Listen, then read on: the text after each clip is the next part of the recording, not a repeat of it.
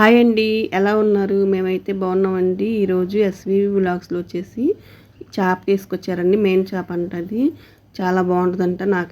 నేనైతే ఎప్పుడు తినలేదు. అయితే ఇక్కడ చేయటాక్ అని చెప్పేసి కత్తిపేట పొదిన పెట్టించారండి. తెగట్లేదని చెప్పేసి మా మరిది పొదిన పెట్టించాడు.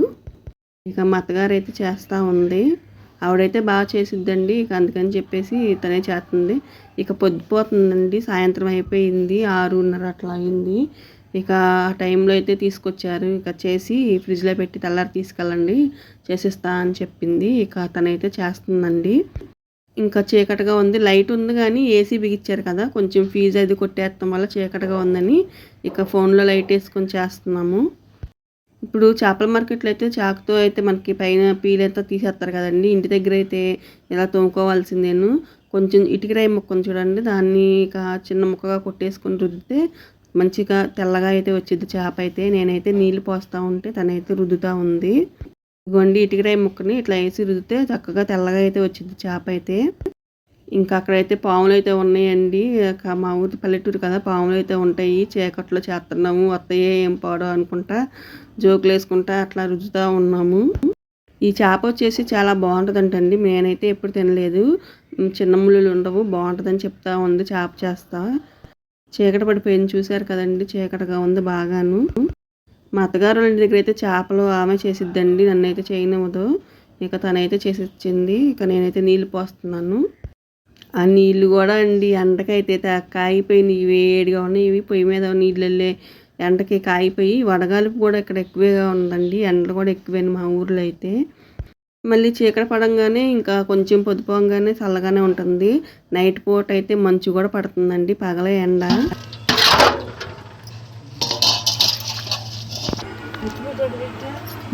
అటు పెట్టే కత్తిపేట అటు అదే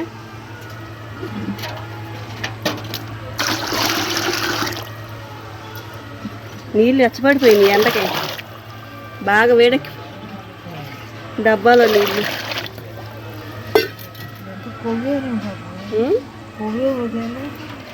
కలుపుతానా ఫ్రిడ్జ్లో పెడతారు మరి, ఏదన్నా ఇప్పుడు కవర్లో పెడతావా లేకపోతే డబ్బా లాంటిది దాంట్లో డబ్బా చూడు. అంత ఇంటికి అట్ట కొలుసు కూడా పడే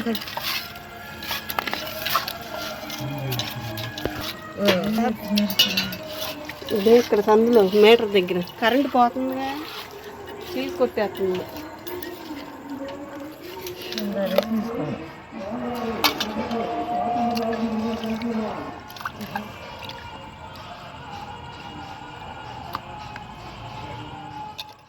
ఏసీ అయితే బిగించేశారండి.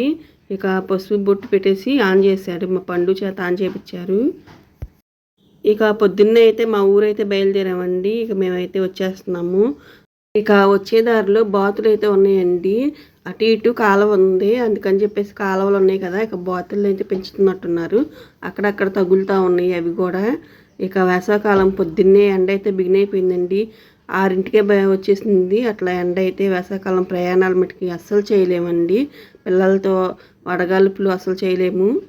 ఇక చేపలు అయితే నైటే మా అత్తగారు అయితే చేసి ఇచ్చింది కదా, ఇక అవైతే కూర వండుదామని చెప్పేసి పెట్టాయండి. నడుము ముక్కలు అట్లా కొన్ని ముక్కలేమో ఫ్రైకి, కొన్ని ముక్కలేమో పులుసు పెడదామని చెప్పేసి, పులుసులోకి ఫ్రై ముక్కలు అయితే చాలా బాగుంటుందని చెప్పేసి ఇంక ఇలా అయితే చేద్దాం అనుకున్నాను. ముందుగా అయితే పసుపు, ఉప్పు, కారం వేసేసుకొని కొంచెం ధనియాల పౌడర్ కూడా వేసుకోవాలండి. తర్వాత అల్లం వెల్లిపాయ పేస్ట్ కూడా వేసుకొని కొంచెం నిమ్మకాయ చెక్క మట్టికి రసం అయితే తీసుకోవాలి. లెమన్ జ్యూస్ అయితే తప్పనిసరిగా వేసుకోవాలండి, దానివల్ల టేస్ట్ అయితే వచ్చింది. తర్వాత కొంచెం కొత్తిమీర అయితే వేసుకోవాలి. వేసుకొని మొత్తం మనం వేసిన మసాలాలన్నీ ముక్కలు పట్టేటట్టు కలుపుకొని పక్కన పెట్టుకోవాలి. 1 గంట తర్వాత ఫ్రై చేసుకోవాలండి.